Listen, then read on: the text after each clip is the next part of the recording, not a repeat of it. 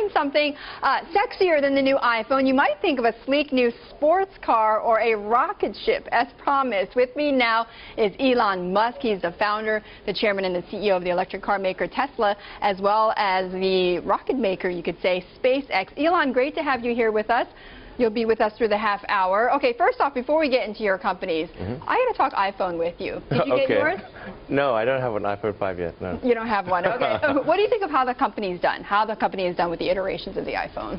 Well, I think Apple's done a great job. I mean, it seems as though the iPhone 5 is a better iPhone 4, but it's not clear beyond that what it is. I'm a little disappointed that Google Maps is not on the iPhone 5. But I don't have one, so I can't speak to it. You are going to get one, though? I will certainly get one to try it out, yeah. Well, you've got to, right? You have to at least try it out. All right, Elon, let's talk about some of your companies. I want to start first with Tesla, though. As I'd mentioned earlier, your stock is on a tear. You just got upgraded this past week by Morgan Stanley to overweight. And a lot of people are saying, look, this is a stock that's been undervalued, and there's been a lot of underestimations about where Tesla's going to go with its production. First off, where are you production-wise with the Model S? Well, I can only talk in terms of information that's been already disclosed. So I can't, as a public company, I can't reveal material, non-public information right now. You could, you just might get in trouble. Yes, exactly. But I think things are going reasonably well. Our focus with respect to production is on quality, and it's much better for us to go at a rate that allows us to deliver very high quality cars than try to accelerate that rate and potentially deliver low quality cars. And it's worth noting that we started deliveries, as people are aware, in June of this year. Since then, there have been no recalls. There have been no fires. There have been no anything. No I mean, you've got to get it reviews. right. You've got to get it right the first time out. I mean, First impressions matter.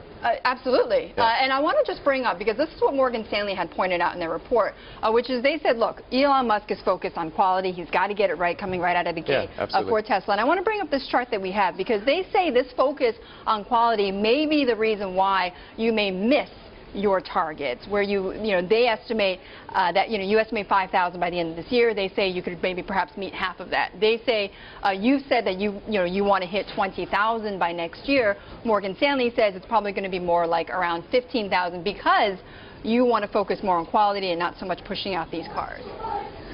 Well, I think again, I can't comment on sort of near-term stuff. I have in the past, on a few occasions, said that there are three things that I'm very confident of achieving. And so if I may simply reiterate those three things, those were that we would start production no later than July of this year, and we actually were able to start production in June. The second one was that we would produce at least 20,000 cars in 2013. And you believe you'll do that? I believe we will do that. And the third thing is that we would achieve a gross margin in excess of 25%, and I remain confident of those three things. So of those three things, I stand by those. Okay, all right, Elon, we'll be back with you to talk more about Tesla, and of course we'll talk more about SpaceX with Elon Musk. Back with us in 2 minutes. Stay in the loop.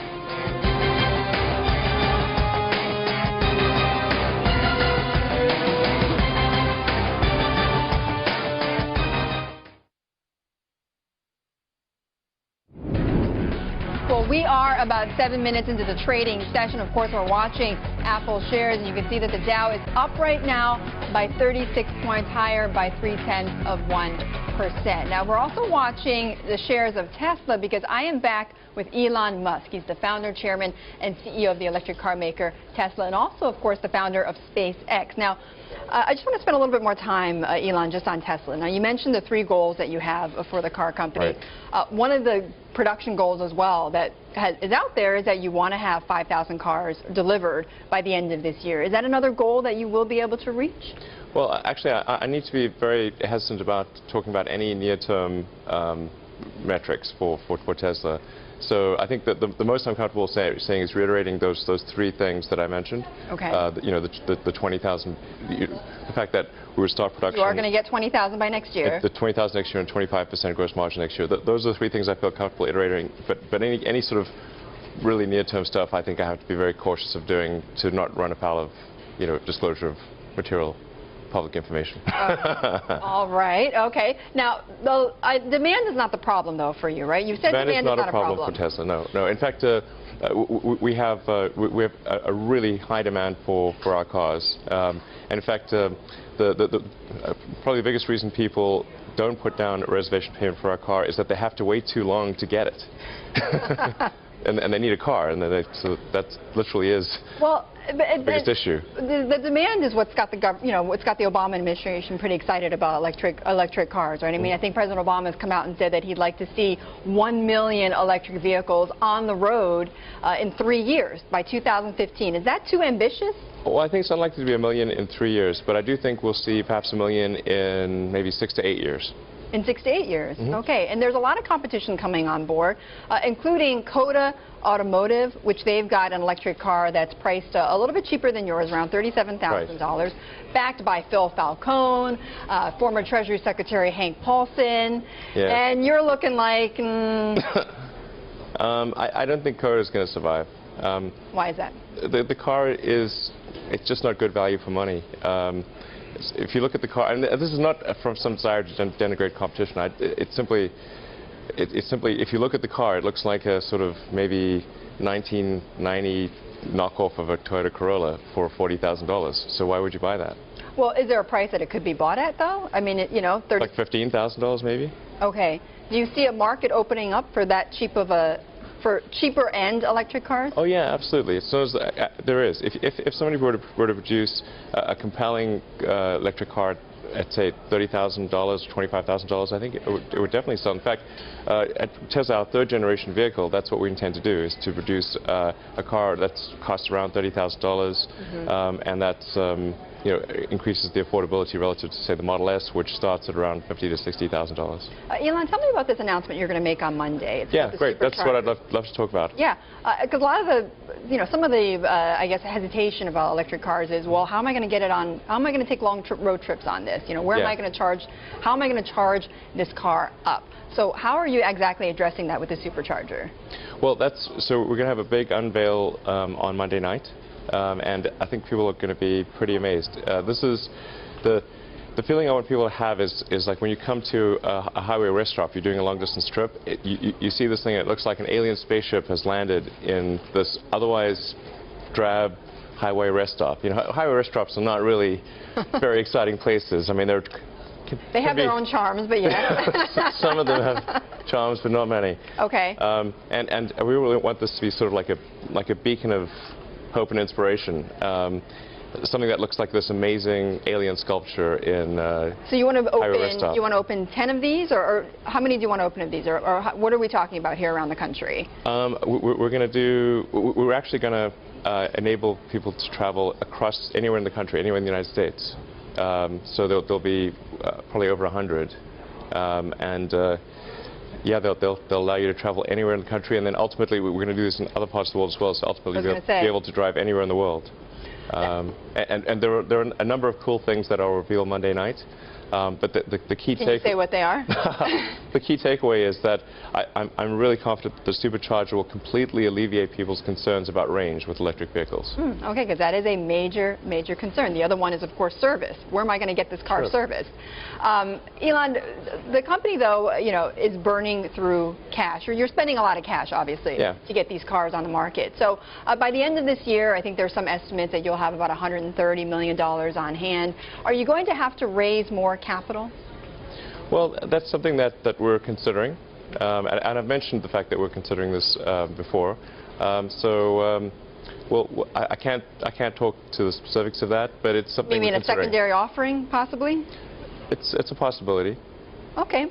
All right, Elon, we'll be back with you in just a few moments. I want to talk now about SpaceX, so we're going to go off Earth, and talk about SpaceX. Also want to get Elon's take on the economy election as well. Stay with us on In the Loop.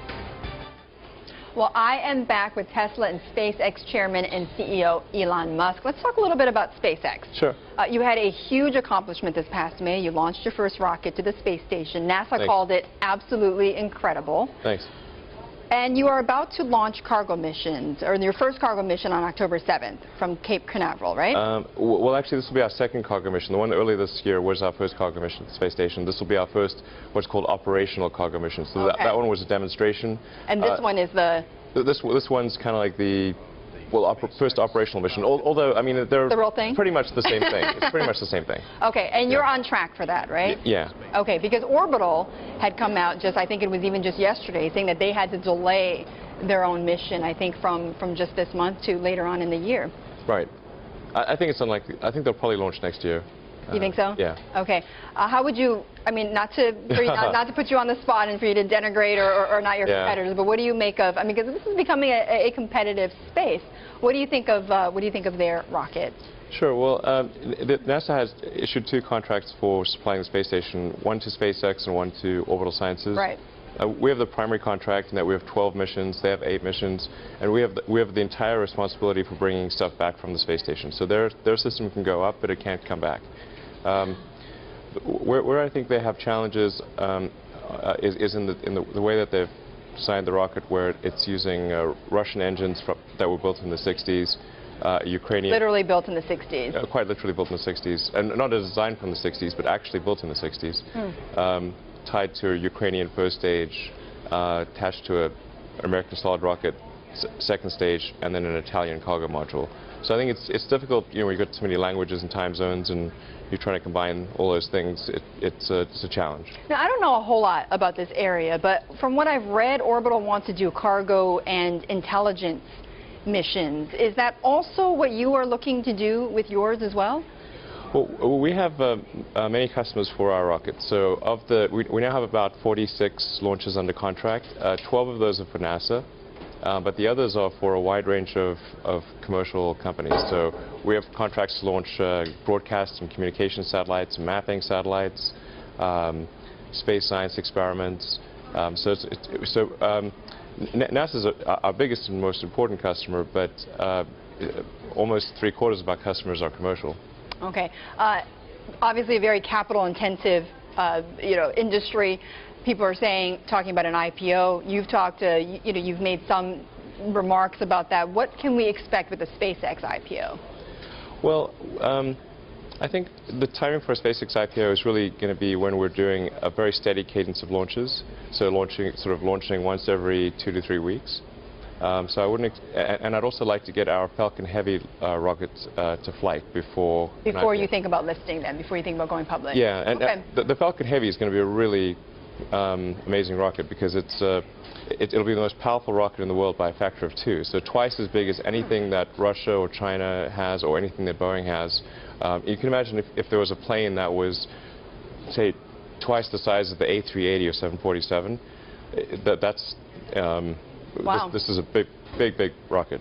Elon, just quickly, we had another billionaire on our program, not this particular program, but on Street Smart, Richard Branson, sure, who has the same ambitions to populate Mars, and he wants to.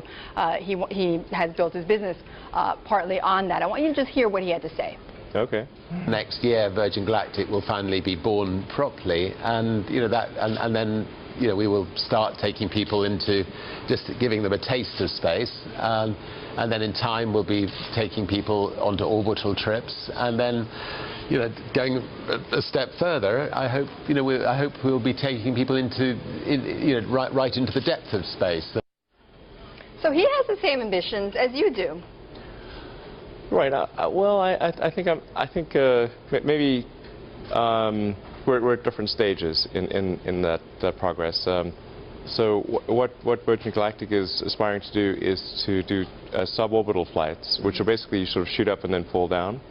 But I mean, just to put things into perspective, I mean, our Falcon Heavy rocket has 100 times the thrust of what Virgin is aspiring to launch next year. So literally 100 times. Really? Yeah. Okay, so yours will be different. I mean, obviously, other than that, but then what's the biggest differentiator then? Well, I think the magnitude. I mean, literally, like I said, essentially, what Virgin Galactic will be launching, their rocket is 1% the size of ours. Okay. So it's quite a big difference. Okay. 100 times different. All right, yes. Elon, thank you. Actually, we'll be back with you with just some final thoughts with Elon Musk from Tesla and SpaceX back in 2. Well, Elon Musk with us with some final thoughts, the CEO and founder, of course, of Tesla and SpaceX. And Elon, I just want to spend a little bit of time just talking a little bit more about the economy and the jobs market. You know, so there's so much talk about how there's a fight for talent in Silicon Valley. Are you finding that as well for your companies? Well, I think we're fortunate in that with Tesla and SpaceX, we're not just fighting for, say, software engineers. We're in the case of SpaceX, I think we're the best place if you're an engineer interested in aerospace. I think SpaceX is the best place for you. I mean, I think we're the most attractive place to go, and I think Tesla Motors has a similar reputation in automotive engineering. But do you find that that wage costs are rising for you at all? That you have to pay more to get the same people? Not really, no. I mean, from a salary standpoint, we will often offer less than people are making at other places. Although we do offer stock options so that people have a stake in the upside. There's the potential. Yeah. In fact, I believe strongly in offering stock options to everyone. So everyone at Tesla has without exception, has stock options. Elon, just quickly, Marissa Mayer is somebody that you know very well. Yeah. She got a great job there at Yahoo as a CEO. What's your final thought on her? Well, I have a lot of respect for Marissa, and I think she'll do a good job with Yahoo. It is a tough thing to turn around, but I think Marissa's got a real good shot. Okay. Elon, thanks for spending the last half hour with us. Really appreciate it. Right. Elon Musk, the chairman and CEO of Tesla and also of SpaceX, and we'll be back